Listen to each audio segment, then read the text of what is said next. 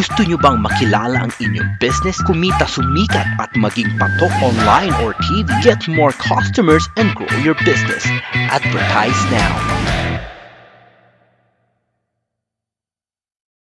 From the studios of Leader News Philippines, Errol Dakabe of Kamao Asset.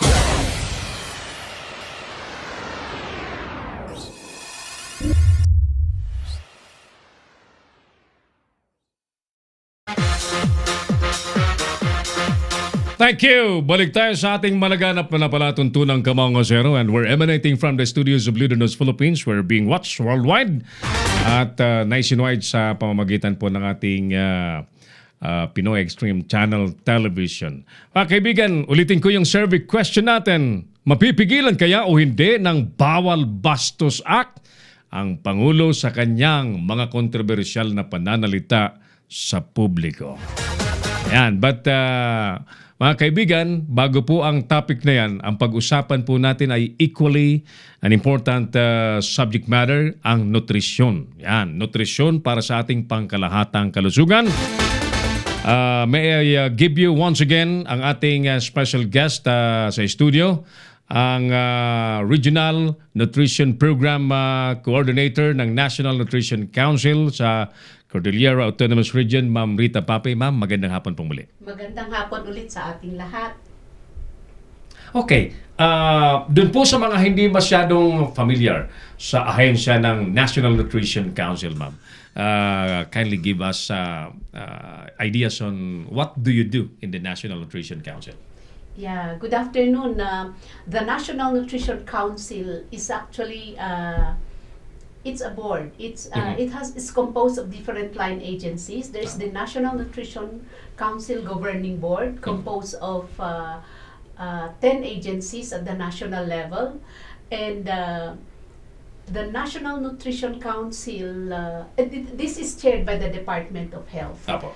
and the National Nutrition Council is the secretariat of the governing board. So this is a policy-making body, the highest policy-making body on nutrition. So the role of the National Nutrition Council is really to coordinate policies and programs on nutrition. So it has an office at the national level up to the regional level. Apo. So the main role is really coordination of policies and programs on nutrition. It also does monitoring and evaluation of nutrition programs. So this is not, we are not an implementing agency like sometimes iniisip kasi nila na baka kami ay nagbibigay ng vitamins, baka kami ay nagkakandak ng feeding program. Hindi po, kasi the implementation of nutrition programs actually is the responsibility of all government agencies. May mandate sila to implement nutrition programs, and also the local government units. Apo. So what we do is the National Nutrition Governing Board, Council Governing Board comes up with policies and the programs, and our role as the Secretariat is to make sure that this is understood by all collaborators of nutrition, the different line agencies and local government units. Wow. Although sinasabi ni ma'am na merely coordination ng kanilang trabaho, but the involved agencies are really vast. Marami pong mga line agencies. So mahalaga po ang papel ng National Nutrition Council. Alright. Pagsapit po kasi mga suki ng buwan ng July, I'm sure nakakakita po kayo ng mga anunsyo, patalastas na ang July po ay National Nutrition Month. Ayan. So, tanungin nga natin si Ma'am Rita, ano ba ang ginagawa, ano ang meron kapag National Nutrition Month, Ma'am Rita? Yes, this is actually a time when we talk about nutrition. We make noise about nutrition. Nutrition is supposed to be something important we talk every day and all the year. But Nutrition Month is very special. Every year we have a theme. And the theme for this year is kumain ng wasto at maging aktibo, push natin to. Ayun. So the message you want to give is to make everyone consume healthy diets and conduct physical activities. So, ito yung ating pag-uusapan. This is the message that we would like all constituents, everybody to be reminded of and to practice as part of good health and nutrition. Napakagaling, ma'am. Napaka-importante. So when we say kumain ng wasto, you are referring to a healthy diet. Yes, yes. Okay, so ito kasi theme ito, but we really have to know what is the healthy diet. Yeah, ang healthy diet is actually, alam naman natin, I think everybody knows about the grow, glow, and go foods. Nako, in the midst of so many food chains. Maraming mga ready-to-eat food, mga instant food, ma'am. Apo. Oo, so maraming pagkain, pero ang gusto sana natin is a balanced diet. Apo. Meron tayong healthy diet. Apo. So sabi mo nga, ang daming ngayon, ang daming available na Yes. ready to eat food, instant food. But ang gusto sana natin healthy food. Ano ba ang healthy food? Ano ba healthy food? A healthy food, healthy diet is balance 'yan. Meron tayong standard o kumbaga recommendation for Filipinos Filipino food plate. Ito yung pinggang Pinoy. Sinasabi nila na for every meal dapat half of the things that you eat is fruits and vegetables. Fruits and vegetables. Fruits and vegetables, 17% only protein and 33% carbohydrates. And you have to eat in moderation. So sa ngayon kasi sa kadami ng mga instant food and many things, marami ng protein eh. Maraming pinanggagalingan ng protein. Oo, minsan protein na lang ang kinakain, so Opo. hindi balance yan. Oo. And most of the time, we eat in excess of the food that is required by our body. And that is why we have this physical activity. Kasi, alam mo ba, ang one of the malnutrition problems that we're facing now, it's overnutrition. So, Sa general information, palagi ako nakakasabat ng kasabihan na in the morning, you should eat like a king. During lunch, just eat like a prince. And during dinner, just eat like a beggar. Ano ang nito? Ano ang kaibahan nito, ma'am, sa healthy diet? parang ganun. Pwede rin ganun. Actually, it talks about moderation. Moderation. And balance. Kasi ang ibig sabihin, pag hindi mo na kailangan masyado ang pagkain and energy, Apo. which at night, you don't actually do certain activities, Yes. don't eat as much. Oo. So in the morning, you're supposed to be ready to do a lot of lot of work.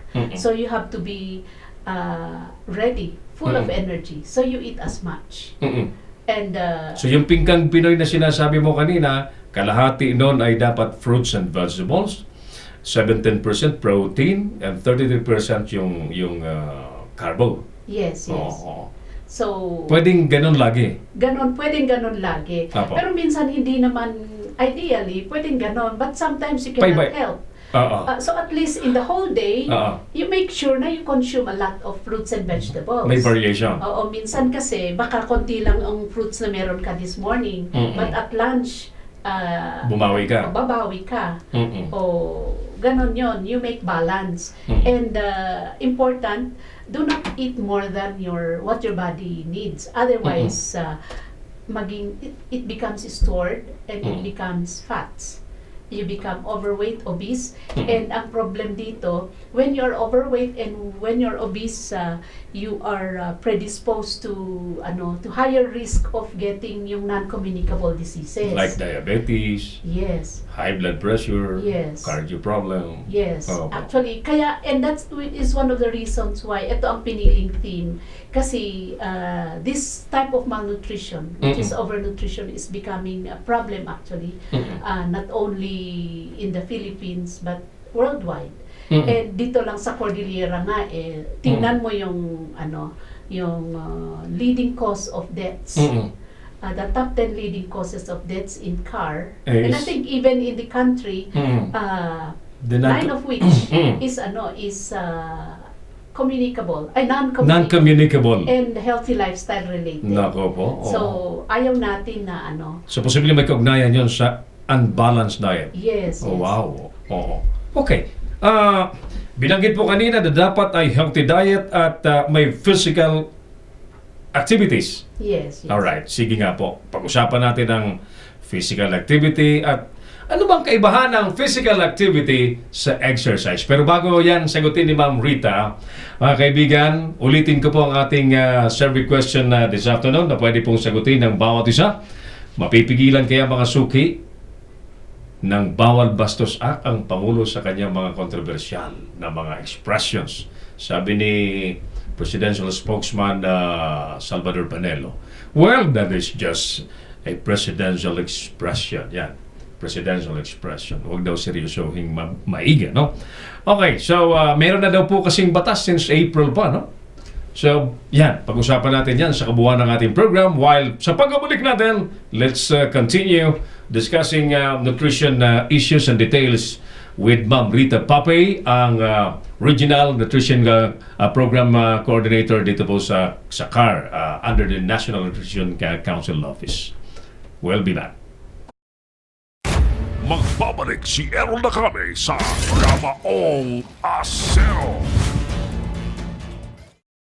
Bring your business over a million TV or online. Reach your target customers anytime, anywhere.